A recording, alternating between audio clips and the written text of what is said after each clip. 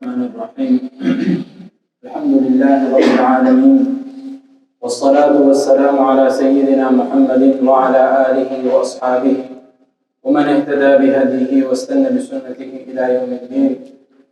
أما بعد فأعوذ بالله من الشيطان الرجيم. بسم الله الرحمن الرحيم. أفرأيت من اتخذ إلهه هواه وأضله الله على علم وختم على سمعه وقلبه وجعل على بصره غشاوة فمن يهديه من بعد الله أفلا تذكرون. وقالوا ما هي إلا حياتنا الدنيا نموت ونحيا وما يهلكنا إلا الدهر وما لهم بذلك من علم إنهم إلا يظنون.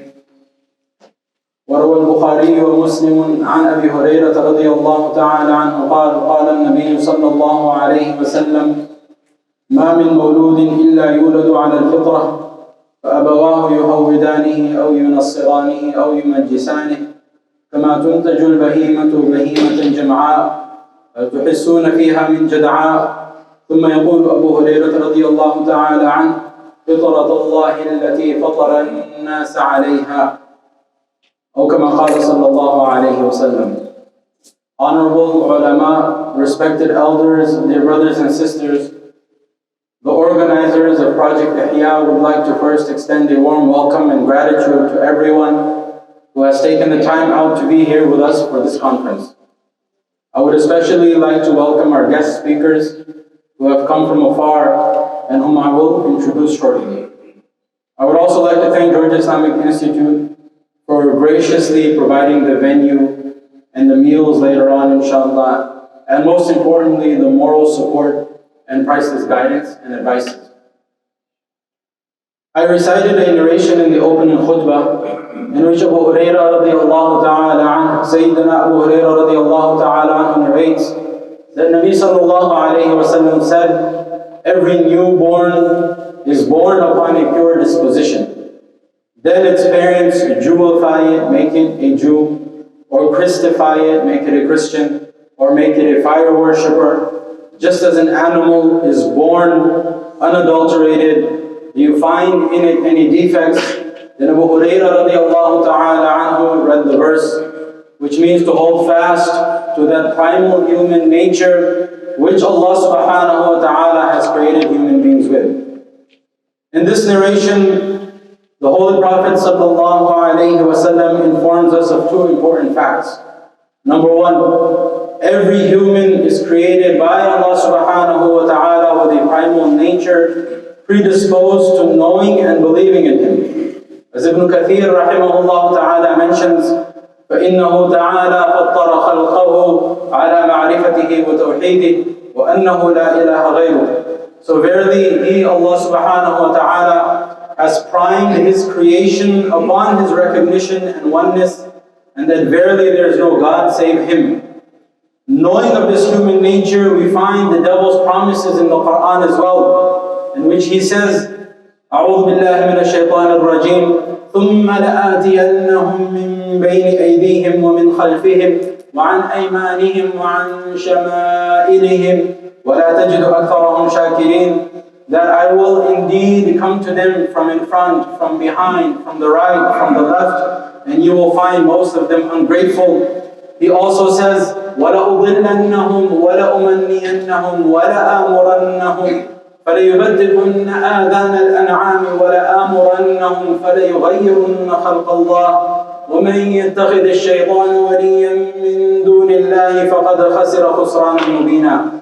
That indeed I will misguide them, I will give them long hopes, I will command them and they will cut the ears of the an'am, the cattle, and I will command them and they will indeed change the creation of Allah subhanahu wa ta'ala. And whosoever takes shaitan as his friend and protector other than Allah subhanahu wa ta'ala, then indeed he is in a manifest loss. So the first point that this hadith tells us is that human beings have this pure and fitrah, this pure disposition. The second thing is that humans are susceptible to influences. This hadith tells us that humans are susceptible to influences. Shaitan knows this and works at various levels to divert humans away from their natural inclination to worship Allah subhanahu wa ta'ala. These attacks from shaitan come on a personal level, societal level, political level, academic level, etc. The prophets, peace and blessings be upon all of them, came to bring people back in line with their fitrah. And this process of diversion and realignment has continued throughout history. Allah subhanahu wa ta'ala says in the Quran that وَمَا أَرْسَلْنَا مِن قَبْلِكَ مِن رَسُولٍ وَلَا نَبِيٍّ إِلَّا إِذَا تَمَنَّى أَلْقَى الشَّيْطَانُ فِي أُمْنِيَّتِهِ فَيَنْسَخُ اللَّهُ مَا يُلْقِي الشَّيْطَانُ ثُمَّ يُحْكِمُ اللَّهُ آيَاتِهِ وَاللَّهُ عَلِيمٌ حَكِيمٌ.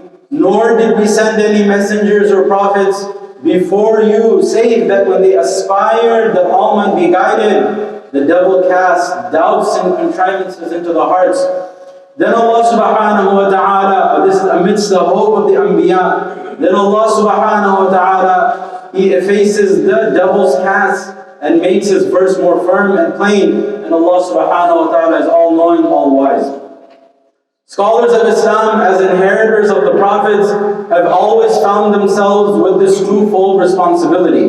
One, to preserve, explain, and protect the knowledge of revelation. And two, to protect and rectify the believers from the influences of shaitan on all of these levels, armed with the knowledge of revelation.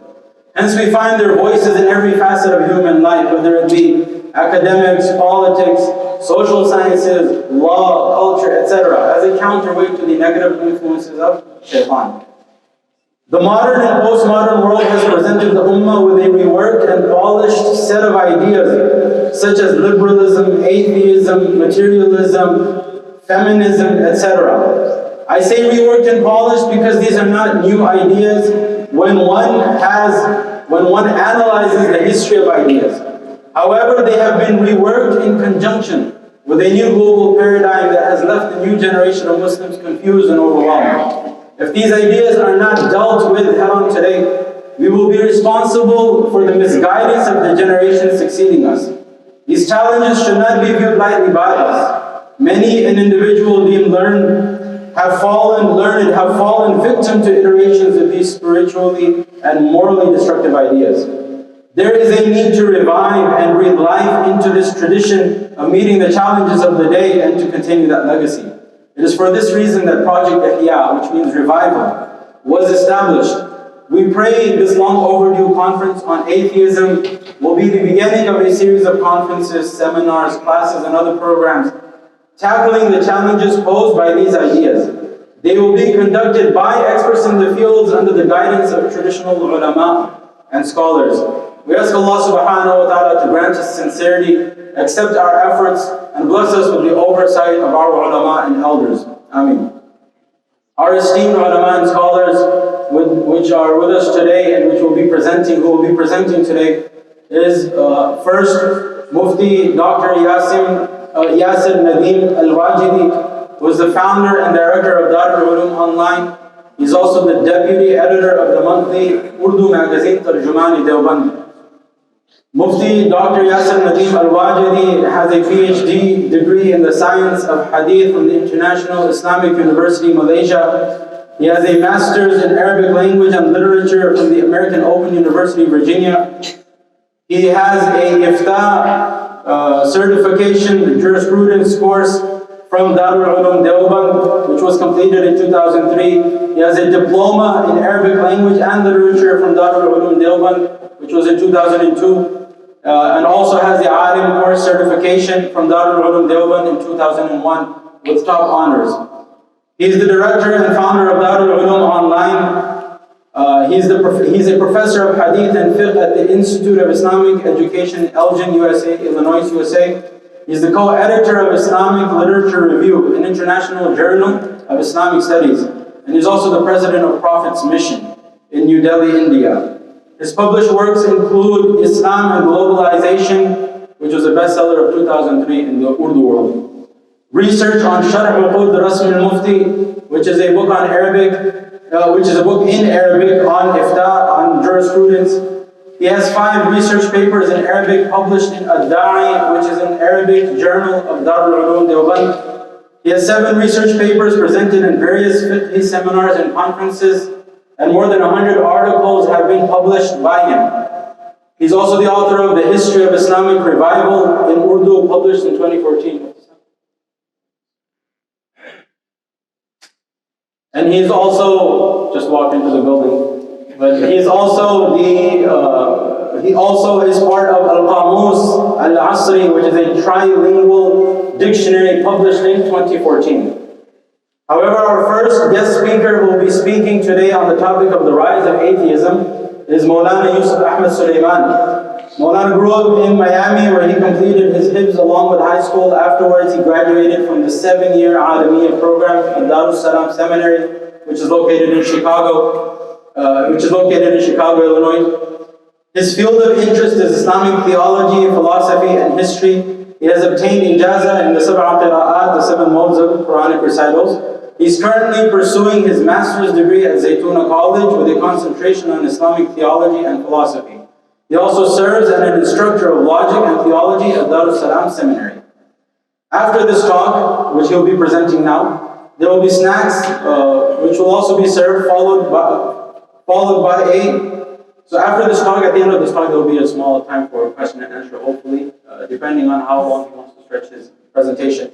And then there will be time for snacks. After Asr Salah, there will be a panel discussion with Q&A. The final talk will be by Dr. Mufti Yasir Nadeem Al-Wajidi on the critique of atheism. The first talk will be on the rise of atheism, and the second will be on the critique of atheism. And that will be after the Maghrib Salah, followed by Isha and dinner. I would now like to invite our first speaker to take the floor and request everyone to pay an attentive ear.